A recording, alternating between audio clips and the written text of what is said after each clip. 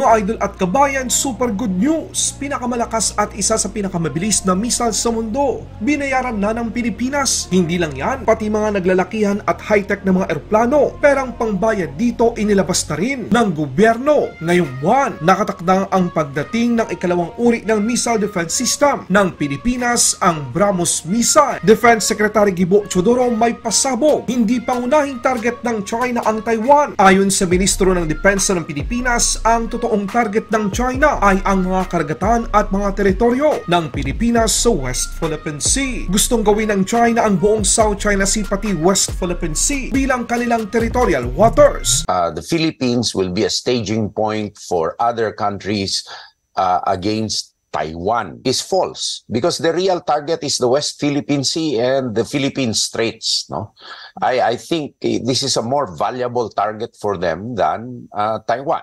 Naku, 5 barko ng China nasa loob na ng Ayungin Shoal. India at Pilipinas nagsagawa ng Maritime Partnership Exercise sa West Philippine Sea.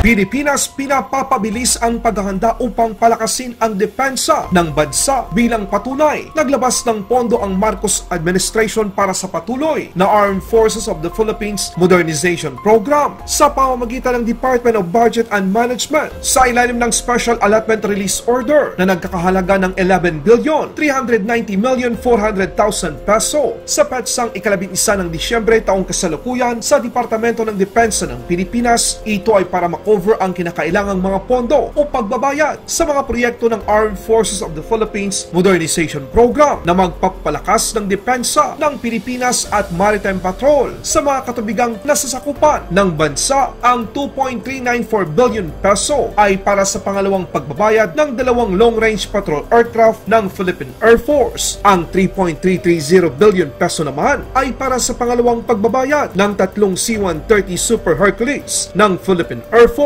At ang 5,670 million peso naman ay para sa ikatlong pagbabayad ng 3 battery ng BRAHMOS missile na binilipas sa India bilang shore-based anti-ship missile system ng Philippine Navy at Philippine Marine Corps. Ang mga proyektong ito ay ilan lamang sa maraming mga sistema na kasalukuyang nabili ng Pilipinas para sa patuloy na pagbabago at pagpapalakas sa Armed Forces of the Philippines. Nakatakdang dumating ngayong buwan sa bansa ang unang batch ng delivery ng BRAHMOS Supersonic Cruise Missile mula pa sa India. Ito na ang magiging ikalawang uri ng missile defense system na meron ang Pilipinas kapag dumating na ito sa bansa. Sa ibang balita naman, Pilipinas at India nagsagawa ng Maritime Partnership Exercise sa West Philippine Sea. Ipinakita ng Pilipinas at ng bansang India ang matatag na ugnayan nito matapos magsagawa ng isang Maritime Partnership Exercise ang mga sasakyang pandigma nito sa West Philippine Sea. Layunin ng Maritime Partnership Exercise na palakasin ang maritime cooperation ng Pilipinas at India at pagtataguyod ng pamamaraan pagdating sa rules-based order kung saan magkasamang naglayag ang barkong BR Ramon Alcaraz ng Pilipinas at INS Kadmat ng India. Ito lamang Martes dumaong sa Port of Manila ang INS Kadmat, Indian Navy, isang uri ng anti-submarine corvette na gawa ng India na kargado ng mga missiles, torpedo at iba pang mga teknolohiya. Kalihim ng Departamento ng Depensa ng Pilipinas, ibinunyag ang totoong pakay at gustong mangyari ng China sa buong South China Sea, kasama na dito ang West Philippine Sea. Sinabi ni Defense Secretary Gilberto Chodoro noong Biyernes na sinusubukan ng China na gawing sariling lawa nito ang buong China Sea, kabilang na ang West Philippine Sea. Bilang patunay sa mga pahayag ng Sekretary ng Departamento ng Depensa ay ang pag-deploy ng China ng maraming China Coast Guard at Chinese Maritime Militia, maging mga barkong pandigma nito sa katubigang nasasakupan ng Pilipinas. Sa katunayan, ang ginagawa ng China ngayon ay nagpapakita na hindi Taiwan ang totoong pakay nito, kundi ang mga karagatan, isla at bahurang pagmamay-ari ng Pilipinas. Namataan ng Western Command na ang barko ng China ay nasa Ayungin Shoal na, 5 dito ay nasa loob mismo at ang 4 naman ay nasa labas ng Ayungin Shoal. Ito ba ay indikasyon na sinusubukan ng China na sakupin na ng tuluyan ang Ayungin Shoal o tinetesting lamang kung anong hakbang ang gagawin ng gobyerno ng Pilipinas? Mag-comment lang kayo sa video na ito. Well, naturally, it's a question of swarming tactics by China. What we should do is really to move them out. No? How? However, that is not easier said than done. So we can have several approaches to this. The first and foremost is really to show the world, no, and to pressure China into behaving like a responsible citizen of the world in this area. By the way, they're swarming in the West Philippine Sea.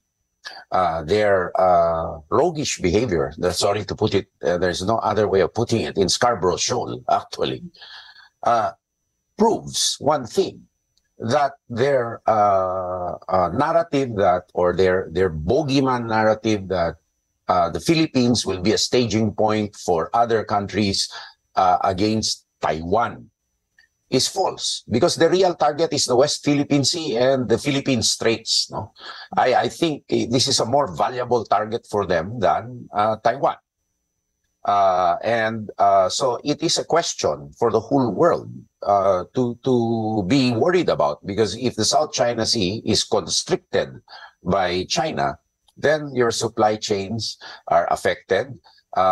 International maritime order is affected. And for us in the Philippines, if we are not able to secure our exclusive economic zone, our existence as an archipelagic country under UNCLOS is imperiled. Our integrity as a country is imperiled. And worse, this exclusive economic zone is the patrimony of the country for our future generation sustainability. We're an archipelagic country. We are a small country. Our population is getting bigger and bigger. We need all the resources possible. Now, China, with its bullying tactics, is proving that you can only have these resources if you choose us to share them with you, which is illegal. Well, we have started doing things differently starting this year. Remember that we only have stood up to China firmly and consistently this year, beginning with the resupplies to Ayungin, no? And so we have to continue this momentum. We have to continue a proactive diplomacy and engagements with other like-minded countries, whether in the region or outside the region. We have to challenge China's co-option of nations singly in order to alienate them from the Philippines. No? And thirdly, we should also educate our people that the request for bilateral negotiations without a framework, without accepted ground rules, no, with China is a weapon by China merely to delay us while it continues to swarm and effectively deny us our ability to dominate the area.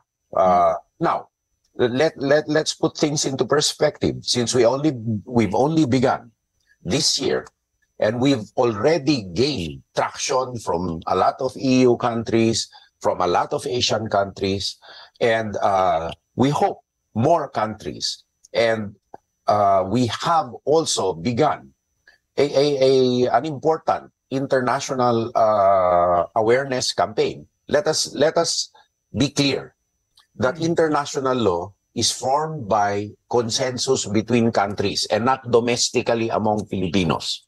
So our audience here really is the rest of the world. Laban Pinas.